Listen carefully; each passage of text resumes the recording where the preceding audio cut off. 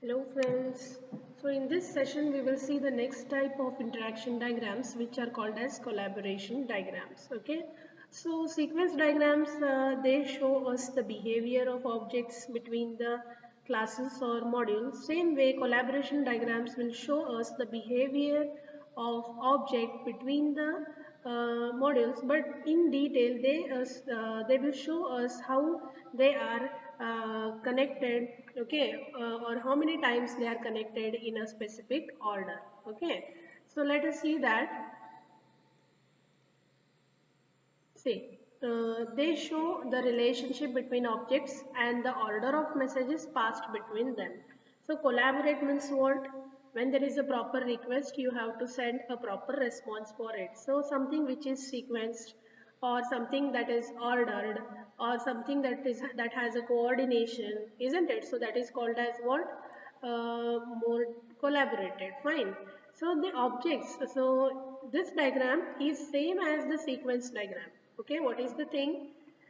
Here it is just like sequence diagram. We put a box, okay, indicating the objects and the classes, and we use some arrows and we use some numbering system. Okay, so these three things you have to remember, which will indicate, okay, or where what I can say, which will show how or what are the parameters that are to be considered when you draw these collaboration diagrams. Okay, so let us go through this example from which you will easily understand what are the things. Okay, so first thing is that guys, here, so in collaboration diagrams, we take object followed by class name, right? So we can see that there are three classes here followed by their three objects respectively, right? So here the message one is passed from class 1 to class 2, which is represented as 1 colon message, that is nothing but the method and the parameters that it is carrying from class 1 to class 2. Similarly, there is a second message which is exchanged between class 2 and class 3, followed by the numbering, that is ordered second message. Okay, so after this there will be a second message which will be passed from class 2 to class 3. So it is ordered. It means first class 1 and class 2 are going to interact with the help of this object, okay, and this message. Similarly, class 2 and class 3 are going to interact with each other, okay, with the respective objects and the respective messages carrying the parameters, right? Okay, so this is the general representation of collaboration diagrams. So in collaboration diagrams, you can see that the main thing which we focus on is the numbering.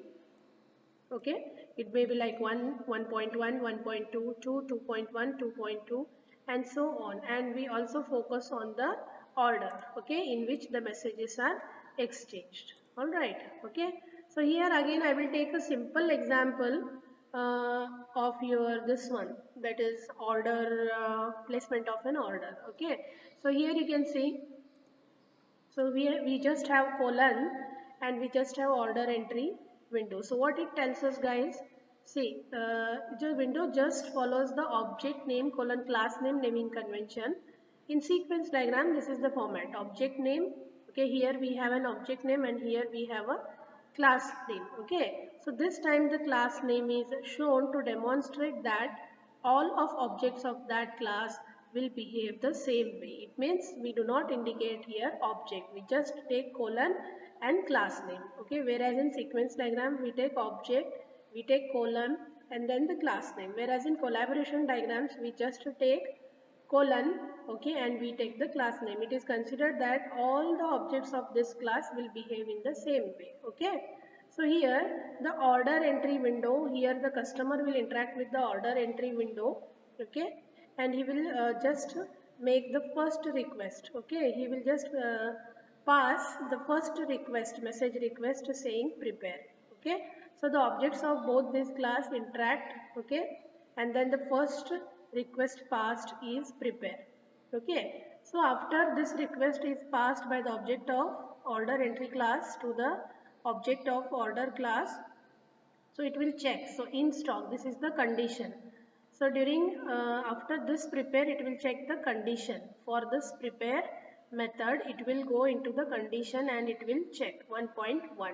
And if it is in the stock, it will go to the new. It will invoke the new method. If the ordered items are there in the stock, okay, it will invoke the new method, and then this will move to the delivery item. So it will move to the next class. So delivery item class is going to take care of delivering of the items. So guys, if we can see that it is not in the stock, a response is sent back here. Okay, a response is sent back to order entry saying that not available or not in stock or out in stock. So that we already saw that flow in sequence diagram. See here, we saw that flow, isn't it? So in this flow, we saw that how the item is available, okay, and how the order is placed. So we saw how the prepare method is going to work, and then we also saw that in stock, if it is in stock, it is delivered, okay. If it is out of stock, the message is given saying that out of stock, okay. So in this way, for this sequence diagram, we have to draw a proper collaboration diagram. Okay, so in this collaboration diagram, guys, the main thing which we focus on is the numbering. Okay, and we do not use any objects. We directly go to the class name, guys. Okay, so we can also see so many examples. Let me tell you about another examples if we get it. So we will see some examples on collaboration diagrams.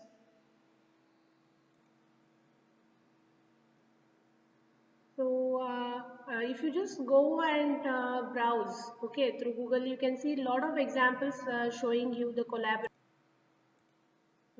Alright guys, so just see, I got one diagram to show you.